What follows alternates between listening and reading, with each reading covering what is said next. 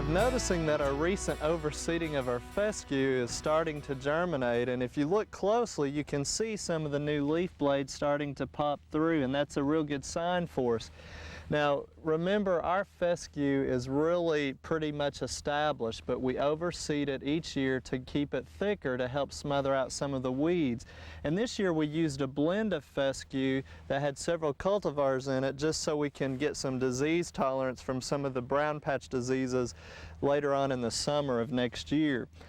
Now, if you've not overseeded your fescue yet, you're probably still going to be okay, but I would try to get it done just as soon as possible. And remember, the rate for fescue overseeding is 3 to 4 pounds per 1,000 square feet.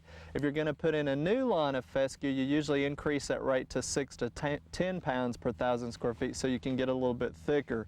And if you wait too much longer, you'll really need to wait just probably until next March, late February, depending on how the season warms up again for us, because if it gets too cold, the seed won't really germinate and can freeze out if we get a hard cold spell. The other thing to keep in mind when managing your fescue lawn is to start lowering the mowing height of the lawnmower.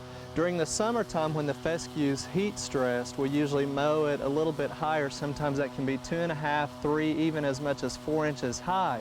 But once it's actively growing, we're getting some moisture and it's cooler at its peak time, lower the mowing height around 1.5 to 2.5 inches, and that way you'll get a little bit closer. Plus this new grass that's starting to pop up, that will help top that off and make it kind of clump out on you a little bit more as well. The other thing is with fescue, if you pay attention to it, you'll notice that you're starting to get some of the broadleaf winter weeds coming up in it too, and that's very obvious over here in one of our perennial small fruit beds. If you look closely, you can see some henbit. We've even got some dandelions popping up already, so those are cool season winter weeds, and they start growing about the same time that the fescue perks up. But really, most of us don't pay attention to the cool season winter weeds until next spring, when they're more aggressive, they're reached maturity, and they're really a lot more of a nuisance at that time. So if you're going to try to control some of these winter weeds, really now is a better time versus waiting in next spring when they're too mature. One thing that most people do, of course, is use herbicides. And I know some of you watching don't really like to hear us talk about herbicides, and that's okay. One of the things that I would encourage those of you who don't like to use herbicides is continue to get your grass thick, manage it properly, and if you get it thick enough, usually you don't have weed problems and you really shouldn't even need to use herbicides. But there's some instances from stress or where the grass has died or even establishing new lawns that herbicides play a role.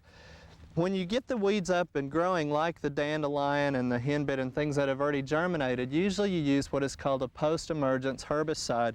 And probably the most common one that's used is like 2,4-D, MCPP, and dicamba. Those have been around for several years. They're for broadleaf weeds once they've already started growing. Last year, though, there was a new herbicide introduced called Confront. And Confront's active ingredient is triclopyr, and it's actually a new one that gives us a little bit different alternative control for broadleaf weeds. So that's real exciting. But even more exciting, I think, to me, is the fact that now we have a pre-emergence herbicide for broadleaf weeds, and here I have a bag of it called Portrait. And again, it's a broadleaf weed preventer, and you can see that includes dandelion and henbit, chickweed, spurge, clovers, the oxalis, and those are all weeds that grow during the winter time usually, some during the summer, but mostly during the winter. And you can actually put the herbicide down as a granular, and it puts a barrier down on the ground and it prevents those weeds from growing up through them. Now obviously, if I'm already pointing out weeds that are germinating, that means it's a little bit too late in many cases. But also some of those will continue to germinate as long as the weather's right here in the next few weeks. So in many instances you can still put it on and get some control, and even sometimes next spring. But that's again very exciting. Now obviously, with them being new products, they're pretty expensive, so you really want to read the label, follow the directions, don't put on more than you need to, and also look to make sure your type of grass, whether it's Bermuda or fescue, is on the label. And also some of them cannot be used on newly established lawns because obviously it might affect some of the grass germinating too. So just read the label, it's very important to do so. Now if I had one last pointer to tell you about grass and mowing and things during the wintertime, it would be when we turned our lawnmower and our other small engines.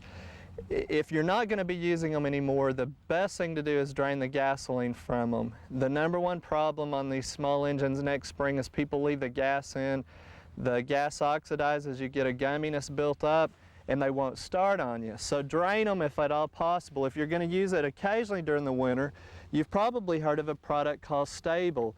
Stable is a product that you can mix in with the gas, and it actually keeps you from having to drain it, and it helps prevent the buildup of gumminess and all those things that help clog up the mower basically. And it seems like there's a lot of publicity on it this year. We've known about it for several years, so there's some options there, but just something real easy to do this time of year to help really avoid any problems next spring. So try to get those last minute touches on your turf and on your equipment, because winter is just around the corner. We hope you've enjoyed this classic from the Oklahoma Gardening Vault.